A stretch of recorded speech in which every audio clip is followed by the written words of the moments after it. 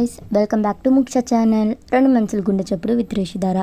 కొత్తగా మన ఛానల్ చూస్తున్నట్టయితే please share and subscribe to my channel. అలాగే మన సిరీస్ ఎవరైతే కొత్తగా చూస్తున్నారో ప్లీజ్ అండి బెల్ ఐకాన్ని కూడా యాక్టివేట్ చేసుకోండి.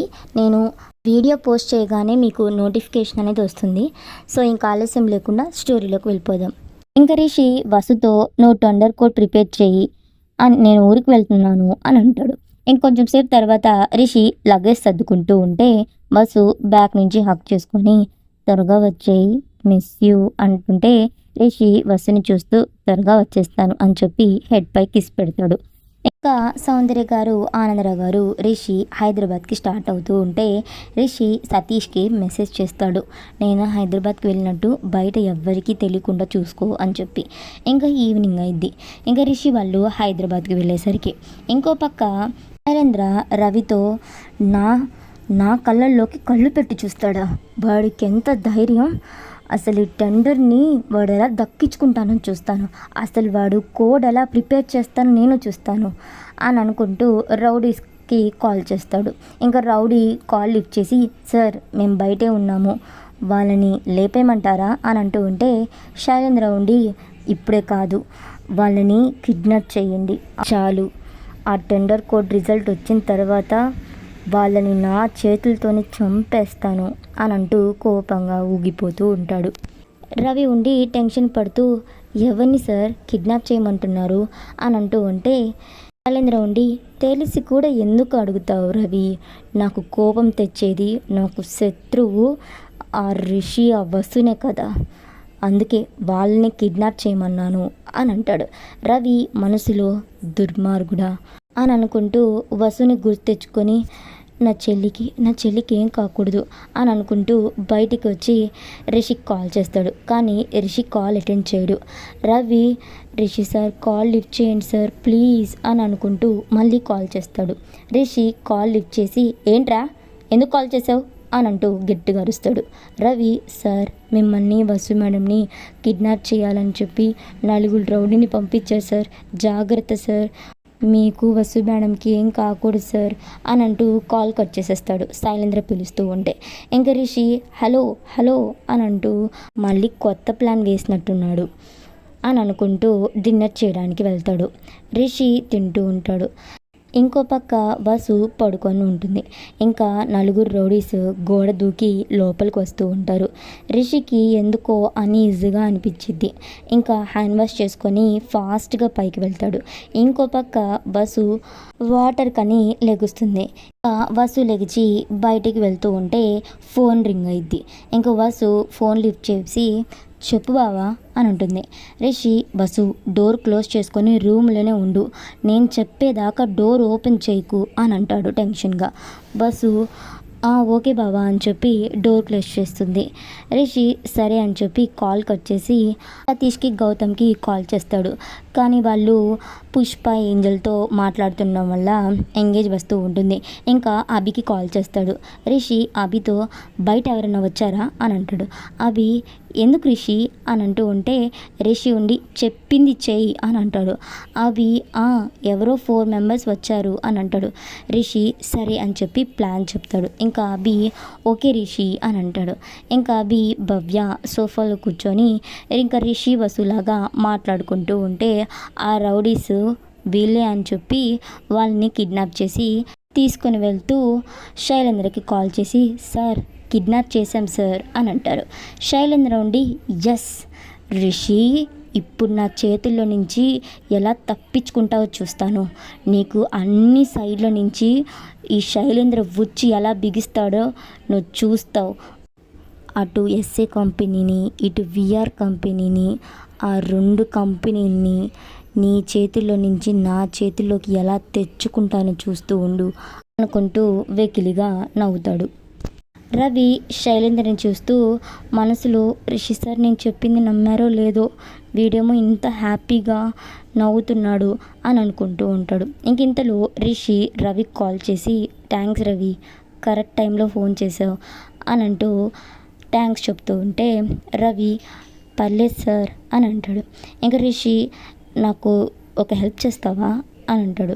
రవి ఉండి, చెప్పండి సార్ అని అంటూ ఉంటే రిషి ఉండి ఈ టెండర్ అయ్యేదాకా కిడ్నాప్ చేసిన వాళ్ళ మొహాల్ని మీ బాస్ చూడకుండా చూసుకో అని అంటాడు.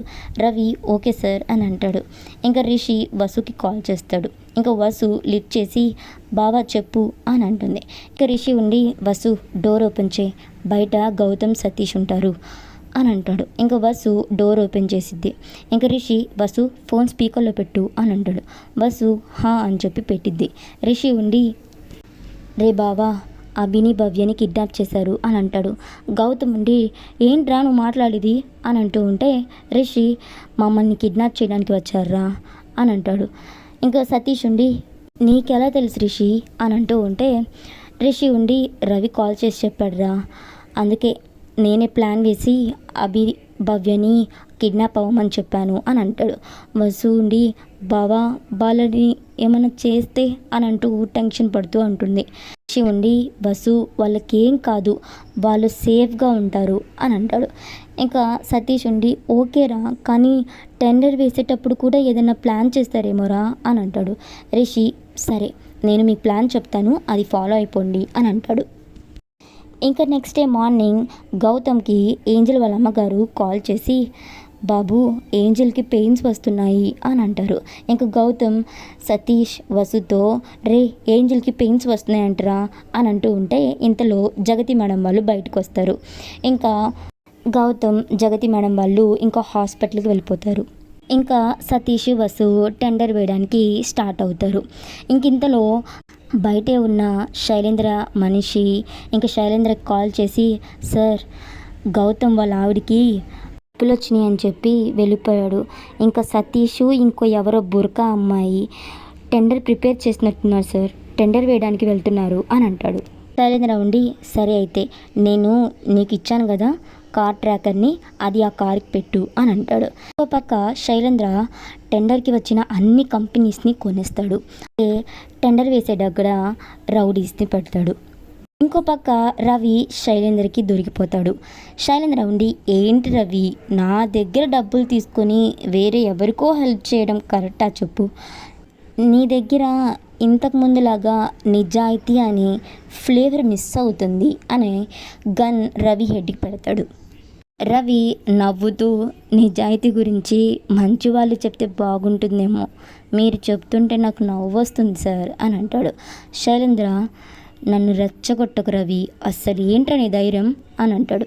రవి ఉండి రిషి సార్ మా అమ్మ ఎప్పుడు ఒక మాట చెప్తూ ఉంటుంది సార్, ఎవరన్నా మనకి హెల్ప్ చేసినప్పుడు వాళ్ళని మర్చిపోకూడదు, అదే వాళ్ళకి ప్రాబ్లం వస్తే వెనకడుగు వెయ్యకూడదు అని అంటాడు.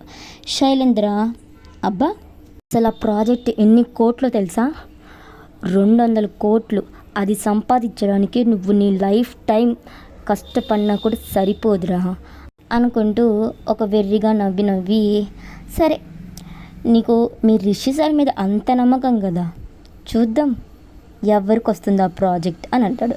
రవి మీతో పాటు నేను చూస్తాను సార్ అని అంటాడు కాన్ఫిడెంట్గా. ఇంకో పక్క సతీష్ వసు వాళ్ళు వస్తూ ఉంటే కొంతమంది రౌడీస్ వాళ్ళ కార్కి మేకులు అడ్డేసేస్తారు. ఇంకా కార్ పంచర్ అయిపోయేసరికి ఇంకా ఇద్దరు దిగుతారు. ఇంకా ఒక రౌడీ ఉండి ఏమైంది సార్ అని చెప్పి సతీష్ని అడుగుతాడు. సతీష్ ఉండి ఏమో సార్ పంచర్ అయినట్టుంది అని అంటూ ఉంటే ఆ రౌడీ ఉండి వెనక ఇంకో రౌడీకి సైగ చేస్తాడు.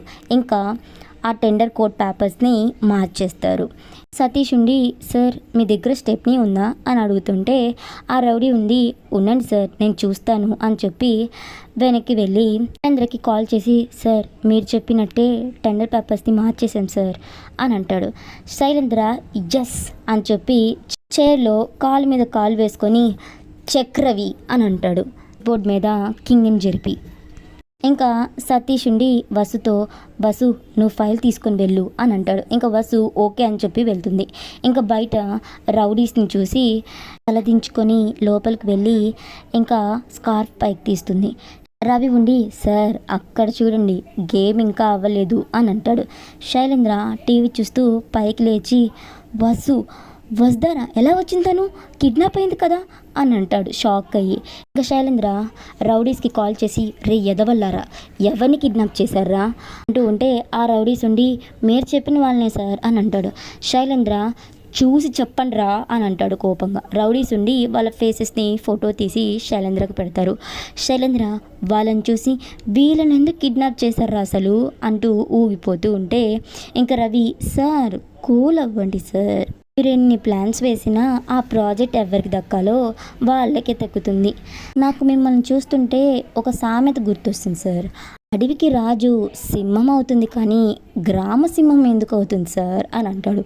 శైలేంద్ర రేయ్ అని అంటూ ఉంటే శైలేంద్ర రేయ్ అని అంటూ మళ్ళీ వెగిలిగా నవ్వుతూ, రవి నేను ఈ స్థాయికి ఒక దారిని వేసుకొని రాలేదు, 10 మంది దారుల్ని తొక్కుకుంటూ ఇక్కడ దాకా వచ్చాను అని అంటాడు. ఇంకో పక్క గురు మార్నింగే రిషి దగ్గరికి వచ్చి, సార్ ఈరోజు రైడ్ జరుగుతుందని ఇప్పుడు ఇన్ఫర్మేషన్ వచ్చింది అని అంటాడు. రిషి, తెలుసు గురు, రిలాక్స్ అవ్వు, నిన్నే తెలిసింది అందుకే వచ్చాను అని అంటాడు. ఇంకింతలో రైడ్కి ఆఫీసర్ వస్తారు. రిషి కిందకి వస్తాడు. ఆ ఆఫీసర్స్ ఐడి చూపించి, మీ హౌస్ని ఒకసారి చెక్ చేయాలి సార్ అని అంటాడు. ఇంక రిషి ఓకే సార్ అని అంటారు. ఇంతలో సౌందర్య గారు, ఆనంద్ర గారు, ఏమైంది నాన్న, ఎవరు సార్ మీరు అని అంటూ ఉంటే రిషి, సార్ మీరు చెక్ చేసుకోండి, డాడ్ వాళ్ళు రైడ్కి వచ్చారు అని అంటూ ఉంటాడు. ఇక్కడితో స్టోరీ అయిపోయింది గాయస్. సో బస్సు దగ్గర ఉన్న పేపర్స్ ఒరిజినల్ కావు, రిషి ఏమో అక్కడ లేడు, గౌతమ్ లేడు, అభి భవ్య లేరు, అలాగే సతీష్ ఏమో కార్ పంచర్ అయిపోయింది అక్కడ ఉన్నారు. బస్సుకి ఇంకెవరు హెల్ప్ చేస్తారు? ఇంకా బస్సుకి ఎవరు హెల్ప్ చేస్తారనిపిస్తుందో మీరు కామెంట్ చేసేసేయండి. అలాగే please do subscribe to my channel.